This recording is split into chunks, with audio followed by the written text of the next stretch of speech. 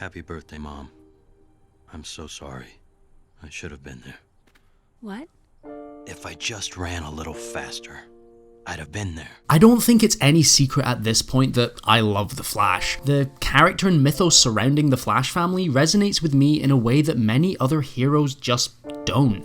And with the Flash movie coming just around the corner, I thought that a fun video idea would be to talk about what the movie needs to do from a Flash fan's perspective. It's pretty well known that the controversy surrounding this movie comes in droves, but yet everyone that has seen this movie seems to universally agree that it's one of the best comic book films ever made. So, what would I like to see? Well, let's dive in. Okay, so I recorded that last bit there way before the review embargo lifted for this movie. Now, as you can see, once the review embargo lifted, this is sort of where people are standing on it in general, and this is a lot more like what I was expecting originally from this movie, and even though these reviews are still very good, I'm, managing my expectations a lot more going forward. Anyway, back onto the video.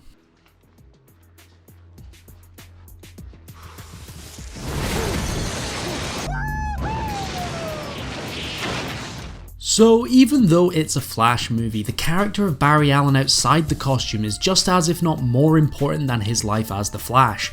One thing I think is super important here is that Barry isn't overshadowed by the big action set pieces, and I really hope the filmmakers don't get lost in only what you can do visually and forget about who Barry Allen is as a person. Who's this Barry? Why does he do what he does? He could have kept himself to himself, but he chose not to. He chooses to become a hero. Why? This is an important question because Flashpoint is inherently quite a selfish story. In the original story, he's going back in time to save his mum because he truly believes that the universe owes him a happy ending. The underlying message of the story is that a hero's job isn't about getting something for doing a good thing. Heroes do good and save people because it's right, because if they don't, no one else will.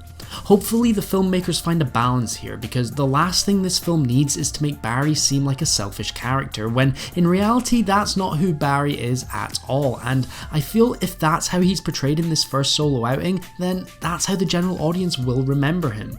And look, a big part of the comics in general is that juxtaposition of Barry Allen's quiet personal life as a forensic scientist to the big, loud, incredible superhero life as the Flash.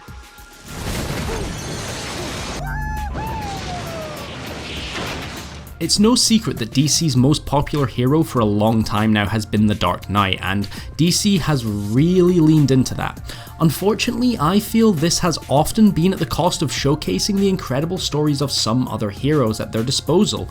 One of my biggest worries and fears with this movie since we heard about what the film entailed is making Batman the crutch for the filmmakers to fall back on, instead of just letting the story play as a Flash story. A version of Batman is of course part of the original Flashpoint story, but he is only there to serve the story of Barry, and I have this constant worry in the back of my head when thinking about this film that there is quite a real potential there for the filmmakers leaning on this idea of Michael Keaton being back as Batman, and because that being a draw for a portion of the audience, especially those who were massive fans of Batman 89 and Batman Returns, then making him almost too important to the story, and taking time away from what should be Barry Allen's story. Basically, don't turn the movie into a gigantic nostalgia bait at the cost of what we are there for. Okay, one more thing before we move on, because I really feel like this is an important point and one that I'm sure a good amount of people also fear, and that is making the Flash-Batman dynamic very reminiscent of the Iron Man-Spider-Man dynamic from the MCU.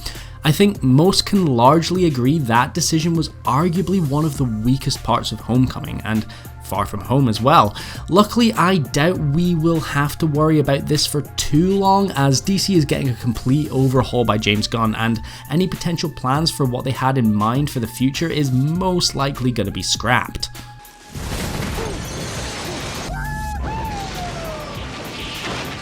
So one of my favourite scenes in any comic book movie has to be the Barry Allen reversing time scene in Zack Snyder's Justice League. I think visually this really sets a benchmark as to what now you visually can do and achieve with this character, and really sliding backwards isn't an option. Now, I know I said before I don't want the filmmakers to detract from Barry by getting lost in the visual side of the character, but when it is time to give us those moments, I hope they just go all out, balls to the wall, because this character truly is an opportunity to give us something we've never seen before with VFX. But the question remains, will they?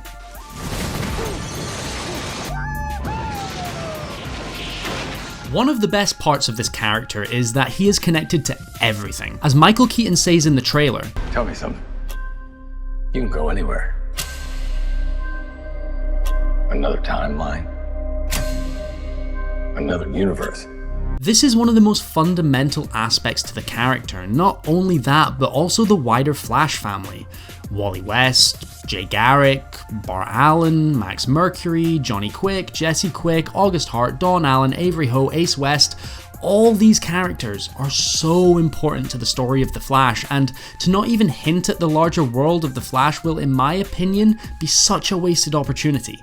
Now, of course, I don't mean these people need to show up, but I think that something along the lines of what the TV show did back at the end of Season 1 is one of the best Flash family teases we've ever had. That portal throwing out that helmet made the world of the Flash TV show go from this small contained corner of a universe where these two characters are fighting to get back what they lost, to this wide multiverse where we now know that Jay Garrick absolutely exists, implying that the wider Flash family also exists somewhere out there. I hope that the Flash movie doesn't waste this opportunity to give us a look into what the extended multiverse of The Flash may look like, especially with it being a multiverse movie at its core.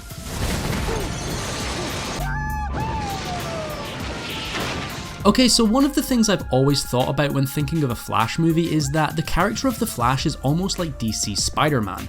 By that I mean he has the most visceral powers out of anyone in DC. That being much like Spider-Man, one of the most immersive things about especially the Raimi and Webb films is that often we are swinging with Spider-Man through the city, not just watching him from the sidelines. We are in the action, we are completely immersed in that experience. This is something that, in my opinion, the Flash needs to do. Now, I know they can't create camera rigs like Raimi did in his Spidey films because of the nature of the Flash's powers, but there are definitely other ways to go about it, and unfortunately I think this idea has kind of been tainted by the CW's Flash TV show, where we kind of just get that one static camera angle facing towards the character, or on very rare occasions from the back.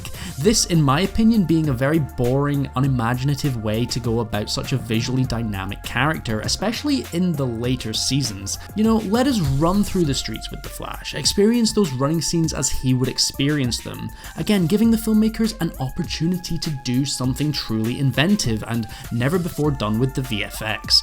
Luckily, from what we've seen from the trailers, I think this point and point 3 especially are the most likely to be the ones that stick out of all of these. These are just some of my thoughts, and I'm gonna be real, I've definitely come around more to the idea of this movie since it's been marketed a lot more by WB. I was super against this movie for a long time, as I felt like the idea of a Flashpoint movie was only there to service the story of the DC universe as a whole, instead of the story being there to service the character of Barry Allen. I do have an idea for my ideal Flash movie, and I have been sort of writing it out slowly for a while and have loads of ideas, so if that's something you would like to see me do a video on in the future, then please let me know.